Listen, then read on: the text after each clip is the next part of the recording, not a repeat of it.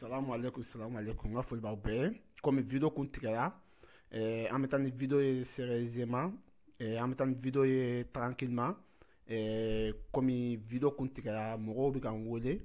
n kun bɛ taa mɔgɔw ka cikan lamɛn vraiment aw bɛ yafa n ma o kuma kelen don vraiment ni video mun kɛ sɔgɔmada na an inɛvelen kun don vraiment an bɛ yafa deli kɛ bɛɛ lajɛlen fɛ mɔgɔw bɛ yafa n ma n kɔrɔmuso dɔw ye n wele ko n ka video ni supprimer video na an bɛna supprimer ka bɔ a kɔnɔ sɔgɔmada ni an ye video mun kɛ an bɛna olu supprimer ka bɔ yen mais ka da la vraiment k'o fɔ maliyɛn fɛnɛ ɲɛ Arasi Baci dɔnnen don ka kuma Mali kungo kan anw fɛnɛ dugalen don ka kuma Mali kunkanko kan a tɛ komi mɔgɔ bɛ wuli ka kuma Arasi Baci kan mɔgɔ wɛrɛw bɛ wuli k'olu fa ɲini ko Arasi Baci ko don maintenant yanni kɛlɛ kun ka se nin bɛɛ ma an kɔrɔkɛ minnu bɛ Arasi Baci lamɛn an fa minnu bɛ Arasi Baci lamɛn olu kun kan ka wuli ka kuma k'a fɔ ko Arasi Baci famille mɔgɔ o mɔgɔ k'i bɛ Arasi Baci fɛ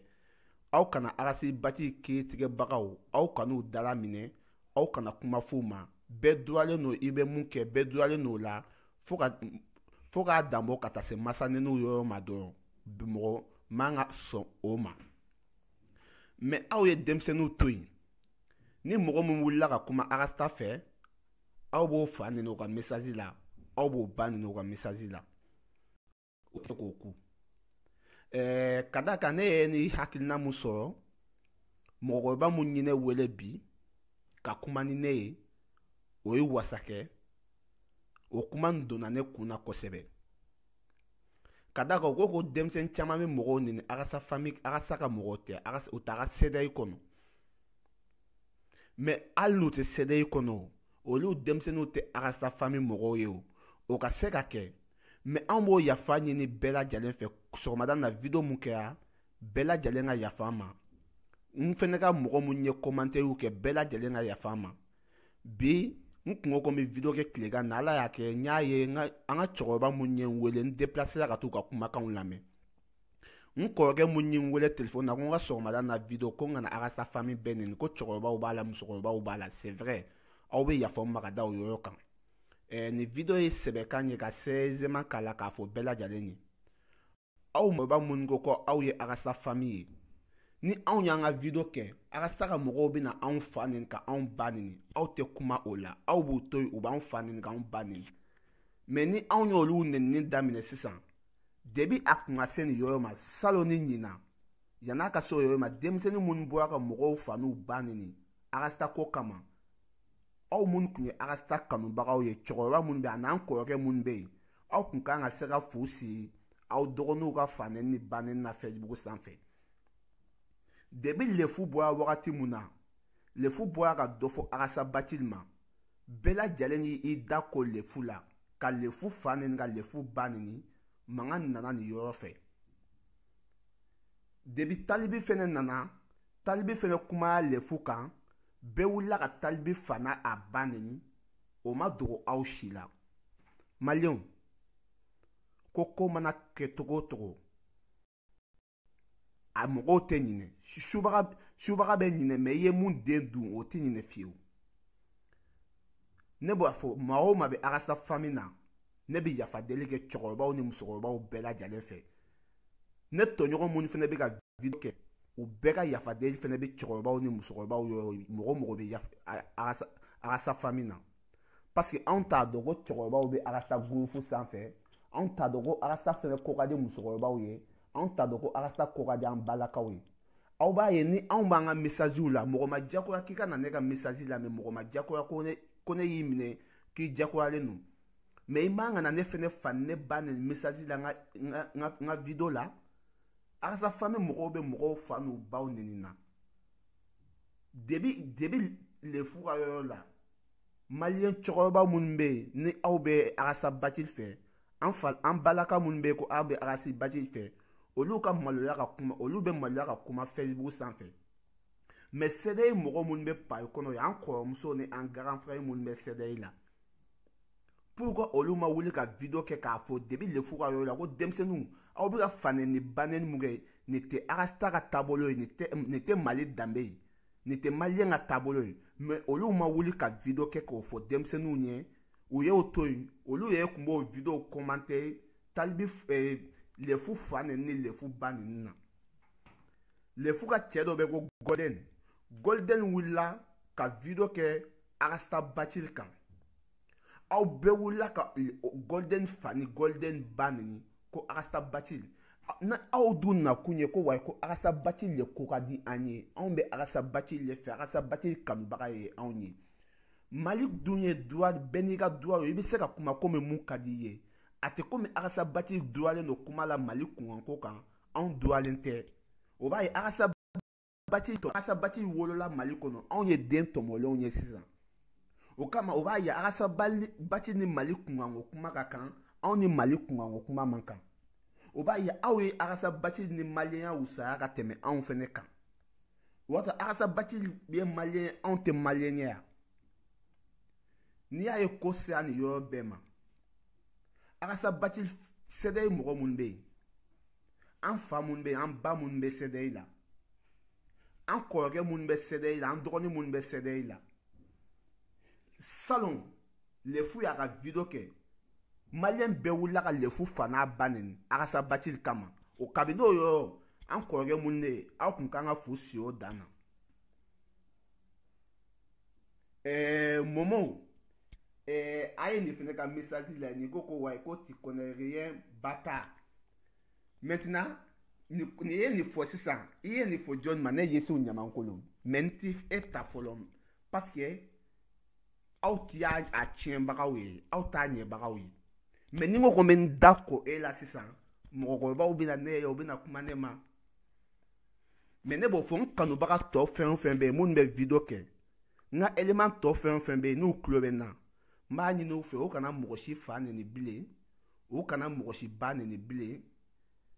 an ka tɛmɛ an ka baara fɛ Momo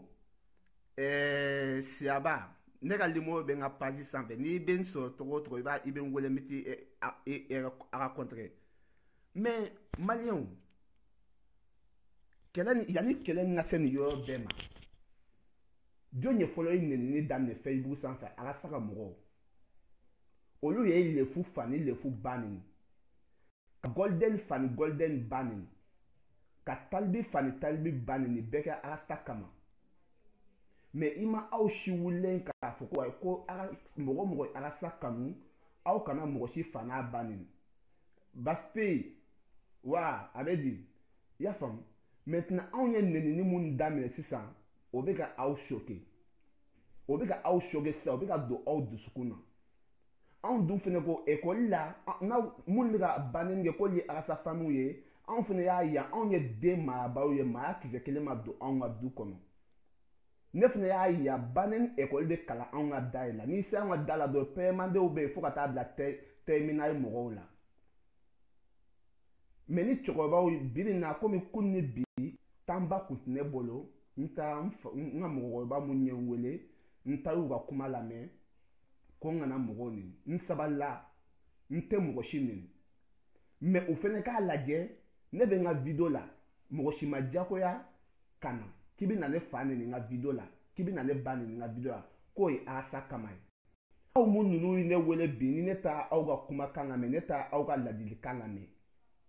hali ni a sɔrɔ aw ma kalan ka se k'a le ka se k'a dɔn aw bɛ Arasta ka denmisɛnninw ye u bɛ video kɛ ka mɔgɔw fa ni mɔgɔw ba neni Arasta kama aw ma CDI mɔgɔw ye ka bɔ ka video kɛ ko wayi ko a ye sabali denmisɛnninw maa o maa ko k'i bɛ Arasta kɔ i kana wuli ka mɔgɔ fa neni i kana wuli ka mɔgɔ ba neni Arasta droitlen n'u ka kuma Mali kunkanko la mɔgɔ wɛrɛw fɛnɛ minnu bɛ Arasta contre la olu fɛnɛ droitlen n'u ka wuli Mali kunkanko la n'u ye Arasta kiiri tigɛ Arasta fɛnɛ bɛ ka mɔgɔ wɛrɛw kiiri tigɛ chacun a son idée i y'a faamu salon yan talibi fa ni talibi ba neni na Arasta Bachir kama yan aw CDI mɔgɔ si ma bɔ ko wayi ko k'a fɔ denmisɛnninw ye ko ka sabali ka talibi fa neni u ye lefu fa ni lefu ba neni yanni nɔ ka kuma sugu bɛɛ fɔ ko lefu kuma Arasta Bachir kan aw ma se k'a fɔ aw ka denmisɛnninw kɔrɔkɛw cɛkɔrɔbaw ni musokɔrɔbaw aw ma foyi fɔ lefu Arasta Bachir ka denmisɛnninw ye k'u kana lefu fa ni lefu ba neni lefu ka terikɛ mun bɛ yen a jɛɲɔgɔnkɛ mun bɛ yen ko golden Golden kuma arasil batil kan aw bɛɛ wulila k'olu fa n'olu ba nin mais aw cɛkɔrɔbaw aw ɲɛ b'o la aw ma kuma mais anw minnu wulila arasil batil kama sisan anw fana ko anw ma mara anw tɛ da arasil batil dɔrɔn ma arasil batil wo a nɔfɛ mɔgɔw wo mɔgɔ y'a kanu i b'a ka dumuni kɛ i boxeur no a ka Facebook sanfɛ anw fana ko anw t'a ɲɛɲini anw fana bɛ bɛɛ bilen ka da ɲɔgɔn na maintenant sisan aw na ko anw ka sabali mɔgɔ caman ye ne wele ko ne da ka jugu ko ne bɛ ka bɛɛ fani bɛɛ ba neni ko ne bɛ ka cɛkɔrɔbaw bilen ko ne da bɛ tan ne da bɛ tan mais yan'a ka daminɛ ne Yusufu Ɲamankolon na aw yɛrɛ ka mɔgɔw ye mɔgɔw fa neni ni mɔgɔw ba neni daminɛ CDI mɔgɔ minnu bɛ yen ni cɛkɔrɔbaw ni musokɔrɔbaw b'a la aw dun ɲɛ b'a la fɛnɛ o ye mɔgɔw fa ni mɔgɔw ba neni aw ma kuma ni si la aw ye denmisɛnninw to yen denmisɛnninw ka mɔgɔw fa n'u ba neni maintenant anw wulilen mun filɛ ne dun fɛnɛ ta tɛ to mɔgɔ la ne ye fatɔ ye ne kunkolo tɛ baara kɛ o kama an donna cɛkɔrɔba mun gasi la olu bɛ yafa an ma an donna musokɔrɔba mun gasi la olu bɛ yafa an ma mais ne ta tɛ dabila mais Arasil Batil ni kuma Mali kuma ka kan anw ni Mali kuma man kan quoi Arasil Batil ye maliyɛn den ka tɛmɛ anw kan est ce que Arasil Batil ye maliyɛn den ka tɛmɛ anw kan ou mais Arasil Batil wolola Mali la anw wolola tu kɔnɔ ye an ka tiɲɛ fɔ ɲɔgɔn ye ne tɛ ban mɔgɔ si ka appel tali ma cɛ o cɛ ye ne wele i b'i ka ladilikan fɔ ne ne b'i ka ladilikan lamɛn i b'i ka conseil fɔ ne ne b'i ka conseil lamɛn mais aw fɛnɛ k'a dɔn k'a fɔ CDI mɔgɔkɔrɔbaw ye fo aw fɛnɛ ka bɔ ka video kɛ k'a da denmisɛnnin minnu bɛ fa neni ba neni kɛ olu tɛ CDI kɔnɔ aw ka bɔ k'a fɔ denmisɛnnin minnu bɛ ka mɔgɔw fa n'u ba neni a ye sabali a k'a dabila parce que n'aw ye mɔgɔw fa n'u ba neni mɔgɔ wɛrɛw fɛnɛ bɛna CDI mɔgɔw bɛɛ fa n'u ba neni o la a tɛ ɲɛnabɔ est ce que y'a faamu ne filɛ mɔgɔ o mɔgɔ i bɛ nenini kɛ ne t'a to aw la fo CDI mɔgɔw fɛnɛ ka bɔ an kɔrɔkɛ minnu bɛ CDI kɔnɔ an kɔrɔmuso minnu bɛ CDI kɔnɔ an balimamusow ni minnu bɛ CDI kɔnɔ an fa minnu bɛ CDI kɔnɔ an ba minnu bɛ CDI kɔnɔ olu ka bɔ k'a fɔ mɔgɔ minnu bɛ ka fa neni ba neni kɛ ko arasta kama u ka sabali u kana mɔgɔ wɛrɛw fa n'u ba neni arasta doyalen no mayiga kuma la komi mɔgɔ wɛrɛw doyalen no a la cogo min na voilà Golden yɛrɛ bɛ leni na yan Golden ça va Isa Sise ça va ninnu bɛɛ ye n ka mɔgɔ bonyataw ye mais ni ninnu ye n ye nenini na video la a bɛ tigɛ ɲɔgɔnna don n'u cɛ mais denmisɛnninw bɛ na anw ka video la u bɛ na anw fa neni ka na anw ba neni ko arasta kama aw mun ye arasta kanubagaw ye aw dun ɲɛ b'a la message la u bɛ ka anw fa n'anw ba neni ko arasta kama aw tɛ kuma mais ne fɛnɛ ta tɛ o dɔrɔn ye ni mɔgɔ o mɔgɔ fɛnɛ ye ne fa ne ba neni arasta kama ne bɛ o tigi fɛnɛ fa n'a ba neni ka arasta fɛnɛ fa n'a ba neni mɔgɔ minnu ye arasta kanu mɔgɔ minnu bɛ arasta nɔfɛ mɔgɔ minnu bɛ arasta ka publication kɛ ne ta bɛ se nin bɛɛ ma o ɲuman na aw b'a fɔ ko ne da ka jugu ko ne Yusufu bɛ mɔgɔ fa neni ne Yusufu bɛ mɔgɔw ba neni ne Yusufu bɛ mɔgɔw kɛ tan tɔ est ce que yanni ne ka mɔgɔw fa neni ka mɔgɔw ba neni o mɔgɔ wɛrɛ minnu bɛ k'a daminɛ o est ce que aw tɛ kuma olu ma kiiritigɛli tɛ ne ta dabila o dusukasi sɔndiya o de bɛ aw faga walahi ala o b'a yira aw yɛrɛ bɛ ka aw minnu bɛ ka kuma aw yɛrɛ bɛ ka denmisɛnninw nɛgɛ k'o bila fa neniw ni ba neniw na aw yɛrɛ bɛ ka denmisɛnninw bila fa neni aw ɲɛna n'u bɛ anw fa ni anw ba neni o ɲɛna anw bɛna a dabila o ko bɛ ne ta tɔ juguya ye parce que buna adamaden i tɛ se ka diya diɲɛ maa bɛɛ ye n'i ko diya diɲɛ maa bɛɛ i tɛ si jan sɔrɔ o kama ne yɛrɛ tɛ fɛ n ko ka diya bɛɛ ye mais mɔgɔkɔrɔba o mɔgɔkɔrɔba i ye ne wele n den na yan n bɛ fɛ k'i lafaamu i kana mɔgɔw neni a tɛ n'i ne wele i b'a fɔ n'i bɛ ne lafaamu ye ne bɛ t'i ka welelikan lamɛn mais k'a fɔ ko ne ka tugu arasta kɔ ayi n'i ko kuma fɔ ne dɔn ne tɛ t'i ka welelikan lamɛn CDI mɔgɔw i ye jɔnni ye ka bɔ k'a fɔ CDI la aw b'aw ka bureau sigiw ni aw ka réunion n'aw ka manifestation ba ninnu na aw jɔnni bɔra video kɛ ko denmisɛnnin minnu bɛ ka mɔgɔw fa n'u ba neni ko CDI mɔgɔ tɛ n'a bɔra k'o fɔ sisan u b'a dabila denmisɛnnin ninnu b'a dabila o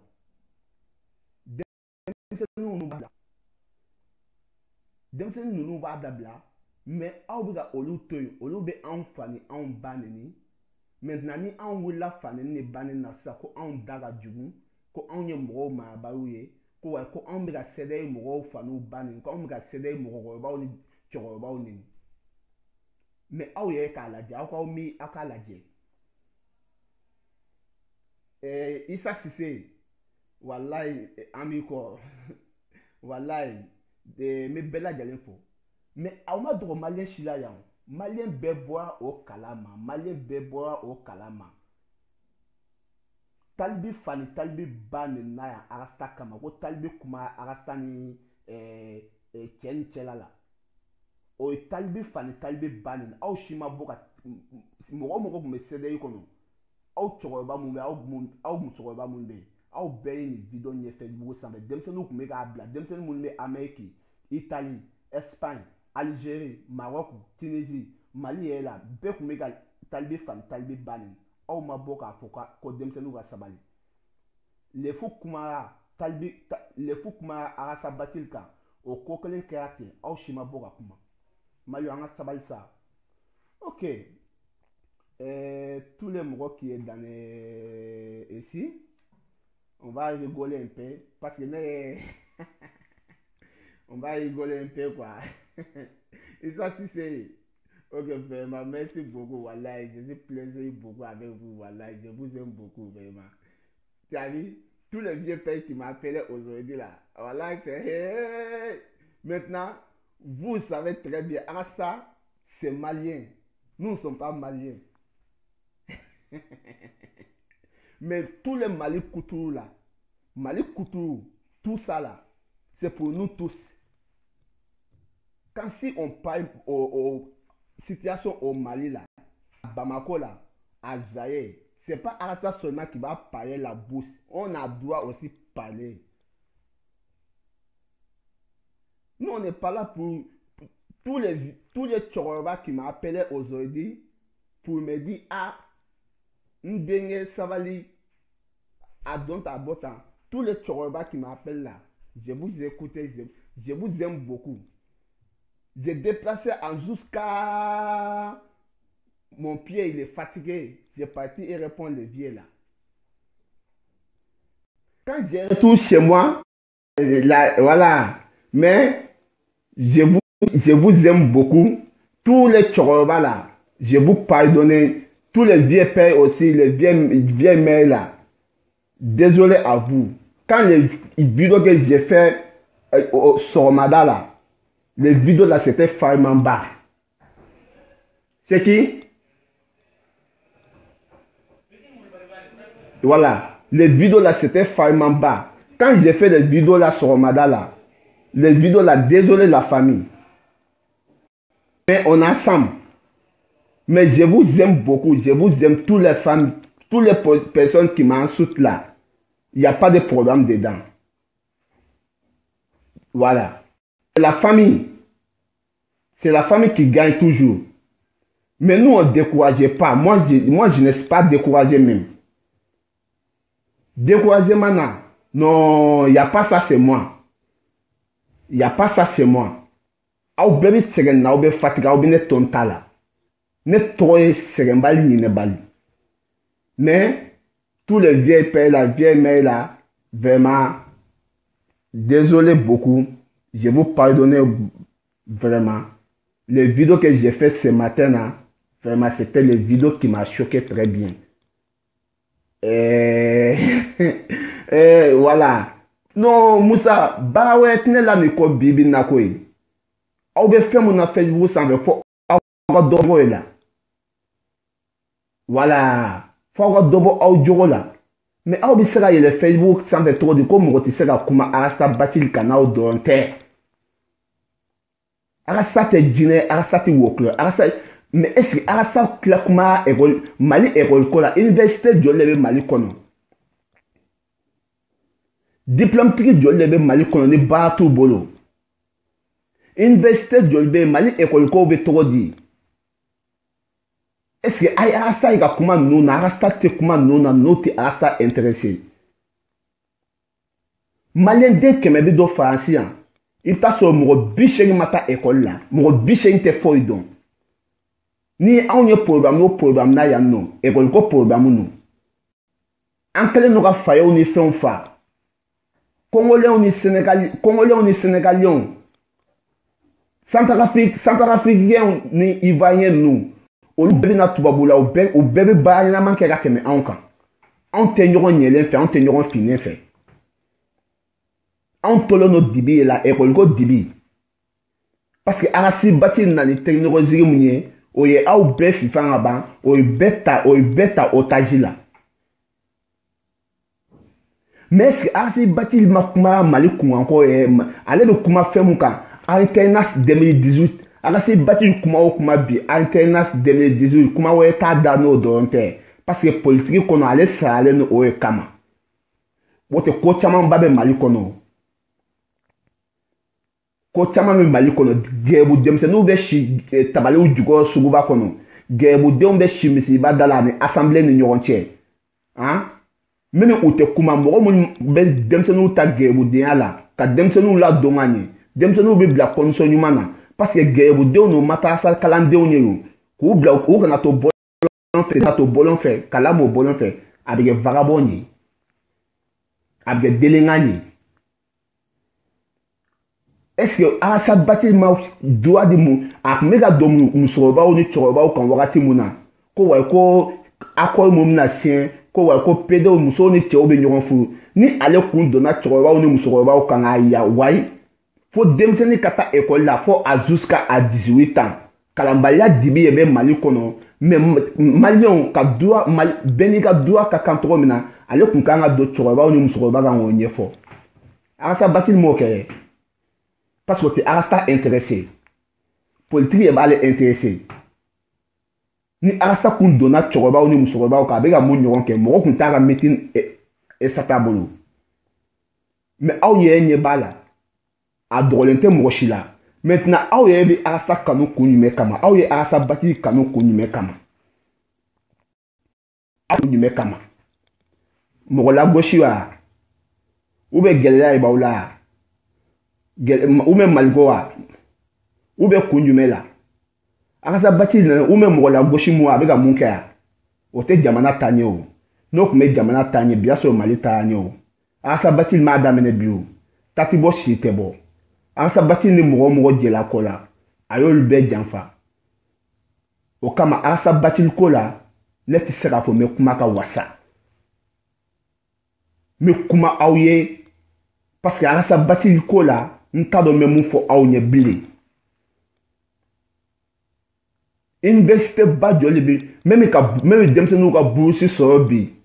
k'u bɛ taa Canada ninnu na u bɛ déplacer u yɛrɛ ye n'u ka mɔgɔw ma business kɛ ka wari dɔ sara denmisɛnninw ka bourse sɔrɔ ka taa ka déplacer c'est pas facile même n'i ye bourse sɔrɔ ka taa i b'i yɛrɛ balo o denmisɛnnin caman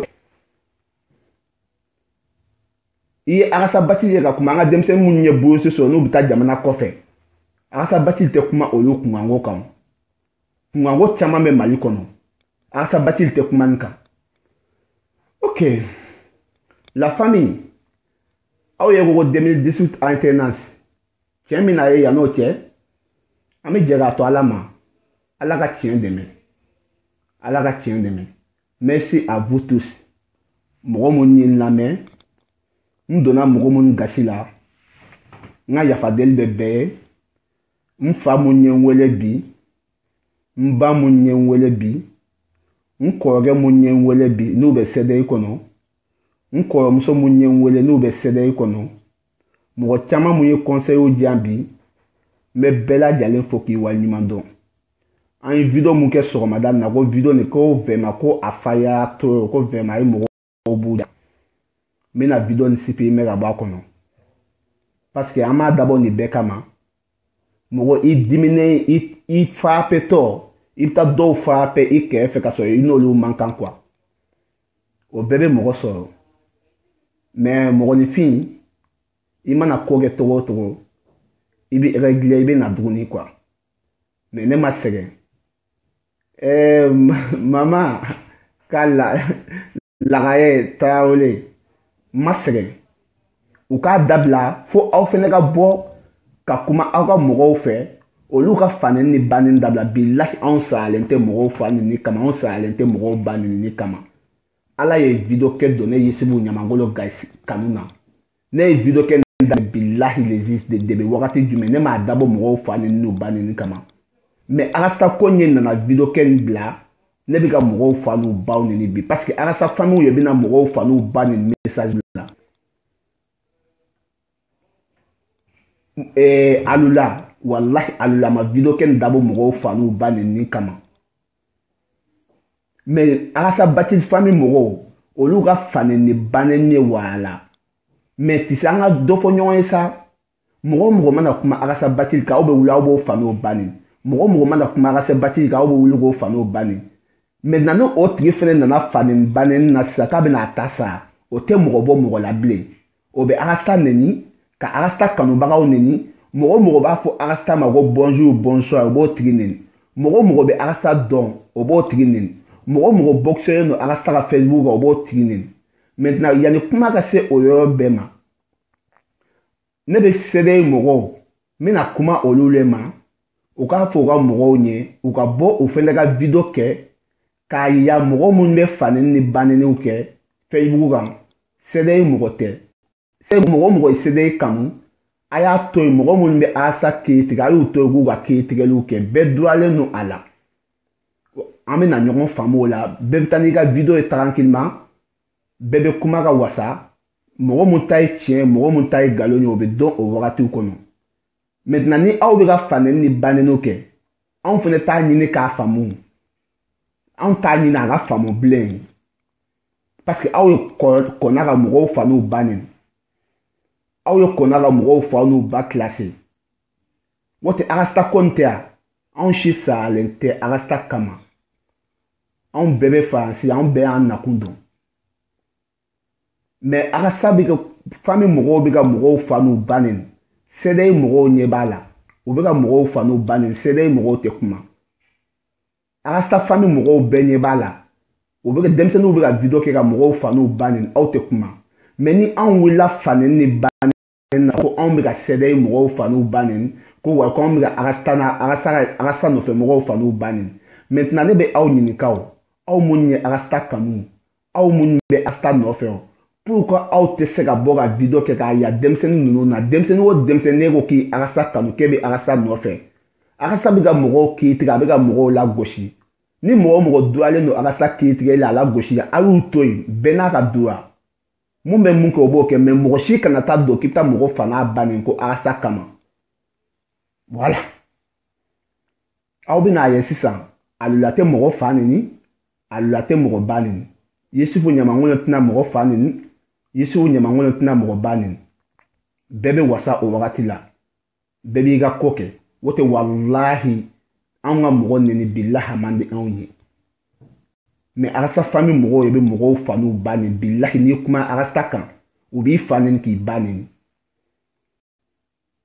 wɔtɔ aw ɲɛ tɛ Ivoiriyɛnw la Issa Cissé a bɛ di wɔtɔ aw ɲɛ tɛ Ivoiriyɛnw la Ivoiriyɛnw yanni anw ka video kɛ daminɛ Maliyɛnw ye ta nɛgɛ aw ɲɛ tɛ Ivoiriyɛnw la olu b'u ka video kɛ u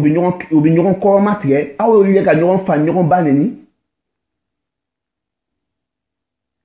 est-ce que aw ɲɛ bɛ Ivoiriyɛnw la ka video kɛ Ivoiriyɛnw bɛ ɲɔgɔn fa ɲɔgɔn ba neni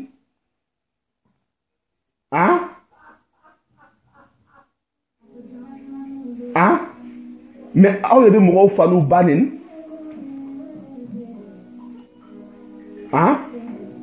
mais an ka tiɲɛ fɔ ɲɔgɔn sa ko fɔra ko nɛgɛboli ma fɔ Aja Keita wa mi ganse ko vraiment ko ni video mun kɛ sɔgɔmada na Kadi wa ko vraiment ko video ni ko a mɔgɔ caman y'i wele ko video mun kɛra sɔgɔmada na vraiment ala ko tiɲɛ na a ko kɛ a tan mais n bɛna video ni supprimer n ka foli bɛ bɛɛ lajɛlen ye voilà n bɛ bɛɛ lajɛlen fo merci la famille.